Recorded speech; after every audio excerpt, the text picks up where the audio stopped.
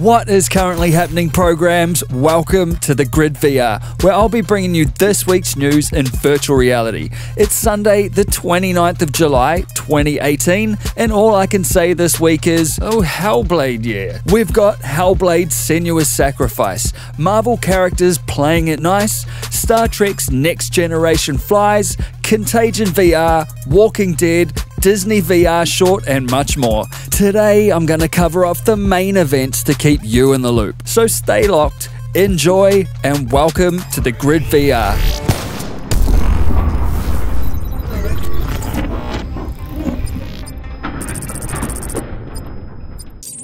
This episode of the Grid VR is brought to you by the team over at Downpour Interactive, who have provided a bunch of Steam keys for ONWARD VR to give away. To enter, just check the description below and answer a simple question into the comment section of this video. Also, anyone supporting me on Patreon at any level is automatically in the draw, and there are 2 Reddit giveaway threads happening, which I'll also link below. ONWARD is a must-play VR title for FPS fans, and these keys are to support the community contest, which is open to all and happening right now on Steam until the 12th of September, which by the way has a first prize of around $700. Good luck and watch your 6. Now let's talk tech. Ninja Theory, the team behind Heavenly Sword, DMC Devil May Cry, and the BAFTA award-winning Hellblade Senua's Sacrifice are bringing that particular title to PC VR headsets. This will be the full game in its entirety and will follow Senua in her quest to rescue the soul of her dead lover from the Norse goddess Hela.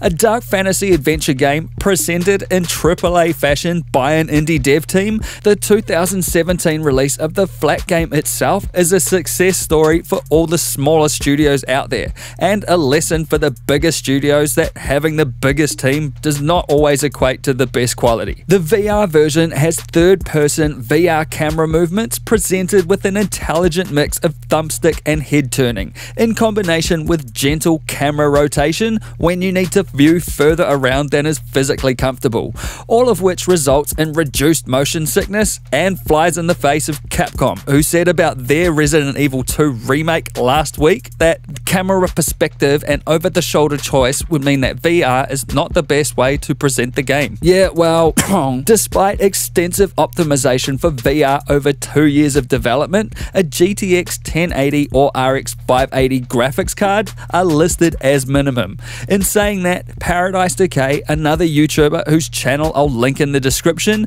mentioned in this post that the game runs okay on a GTX 1060. Hellblade Senua's Sacrifice VR Edition will hit Steam in 2 days, is listed as supporting Rift and Vive, though WMR headsets users should be good to go. No PSVR support at this stage, which is understandable due to that console's outdated hardware. Expect to pay $30, but drumroll please. The game is free for anyone who owns a copy of this game on Steam already. I've put links in the description to this game and the 4K 360-degree video trailers that you can watch right now for free on PC or with a PSVR headset, and also I'll have a full review up in the coming weeks, so stay locked here for my brand of blatantly honest bullshit. Marvel, Oculus, and Sansaru Games have released a super safe arcade-style arena wave shooter in the form of Marvel Powers United this week. Play as one of 18 characters from the Marvel Universe and blast, smash, and fight your way through Marvel's baddest to Thanos. The game has full co-op support, which means you can literally team up with fellow superheroes and plan victory. Yes, you can see your full body. Yes, it has full locomotion. Yes, it's co-op. Yes, you have all the powers. And yes, you are Wolverine. Sorry, Batman. Or whoever you want to be from this roster. Programs looking for deep, simulated story with heavy undertones and endless social choices need not apply. This is the game for those of you who love Marvel, for those of you who just want to fuck shit up and not have to clean up the pages. And this is the game if you want to live out your childhood comic book fighting fantasies in virtual reality. It's an Oculus funded exclusive, and in line with that, Marvel Powers United will start to be bundled for free with an Oculus Rift as of July 31st. Revive support to get Vive users joining the fight is a little patchy at the minute, yet, but updates are coming in fast, and I have every faith that issues will be resolved and soon we can all play as one big happy family. Ubisoft, Red Storm Entertainment, and Oculus have released the STBC TNG DLC on HTC and OI and PC VR and PSVR HMDs for lovers of the NCC 1701D. I love the D. I don't think it means what you think it means. The Enterprise D, that's what I meant. Command from the captain's chair, steal the ship as a helmsman, fire photon torpedoes from the tactical seat, or manage the ship's crew and resources in the newly created operations role. Soak in the atmosphere in one of Starfleet's finest as you face off against Romulans and the Borg in 2 new patrol and resistance missions. The DLC is $15 and a copy of Star Trek Bridge Crew is required, which I covered in this review last year, and I put links in the description to all of that and the relevant online store URLs. And briefly, Racket NX puts you inside a glass dome, gives you a racket, a ball, and an absolutely brilliant EDM soundtrack, with the intention of smashing targets before recalling the ball and lining up your next shot. The whole thing is eerily familiar to what you would expect from being inside a VR pinball game. It deserves way more attention than it's getting, and right now has a free weekend on, so Rift, Vive, and WMR users can check the link in the description to give this one a smash free of charge. Megaton Rainfall is a VR game that's akin to taking a mountain of cocaine and force feeding it into Google Earth. And now that game is coming to PC VR too. Following the release of this title on PSVR last year, PC programs will now be able to tear through the air to protect a procedurally generated city under siege by aliens using your Megaton, or even Gigaton Blast. What does that mean? It means destroy the enemies before they destroy your city. Skydance Entertainment announced at the San Diego Comic-Con last week that we'll see a VR Walking Dead title called Saints and Sinners in 2019. The game will be developed in partnership with the team that created The Walking Dead and Fear the Walking Dead, and will be set in the flooded wasteland remains of New Orleans. Scarce info so far, but I do know that you will have the choice of walking the path of a saint or sinner, no doubt dependent on your playstyle or in-game choices. The announcement post mentions that the walkers will be the very least of your problems, and I can't wait to see what this is all about. All we have so far is this cover art of a bloody axe, which as far as bloody axes go is pretty good, but stay locked here for future updates. Victor Burgos, the lead programmer of Contagion VR Outbreak, the viral VR zombie thriller killer I covered in this episode of the Grid VR, has put a humbling, insightful, and detailed public retrospect up on Reddit this week.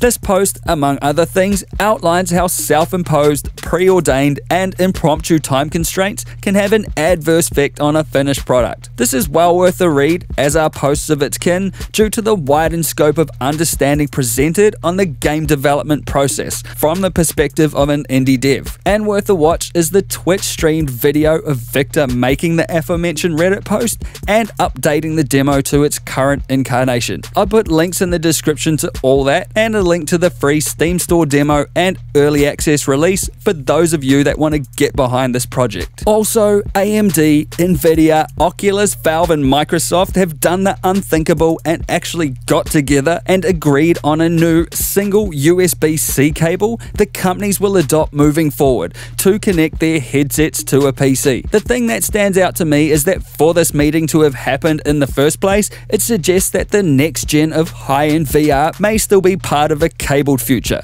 instead of the wireless dystopia we all long for. And it also suggests a more portable, laptop-shaped VR future as well. Disney Animation will show off their first VR short film called Cycles at SIGGRAPH 2018, which runs this year from the 12th to 14th of August. The short is made with Oculus's Quill software and will be an emotionally driven film that expresses both the real themes of life and Disney's interest in VR short films. Lee Vermeulen, a game dev at Alien Trap Games, has posted another video on YouTube of Valve's Knuckles controllers in action, this time using Valve's Steam VR skeletal input system, which estimates the position of a user's fingers and approximates that in VR. Cool shit, absolutely worth watching. And in other news, this article says that VR headset sales are declining, this article says that VR headsets are heading to 9 billion, and Zuck says that the Oculus Go is off to a good start. Personally, I'm just going to watch the world burn, though I would like to hear where you think VR is at in the comments below. And as always, all the links are in the description. And finally, an article popped up on Monday with an extremely insightful think piece on the nuances of the VR industry, including this gem which states that there's also no VR equivalent of Steam. Seriously, if you see this sort of ill behavior, report it to your local. And that's this week on the Grid VR. You can help support this channel by grabbing exclusive rewards on Patreon, and if you like this video, then crush that like button, have your say in the comments below, and hit the XO logo to subscribe if you wanna. I'll see you in the next one. Peace!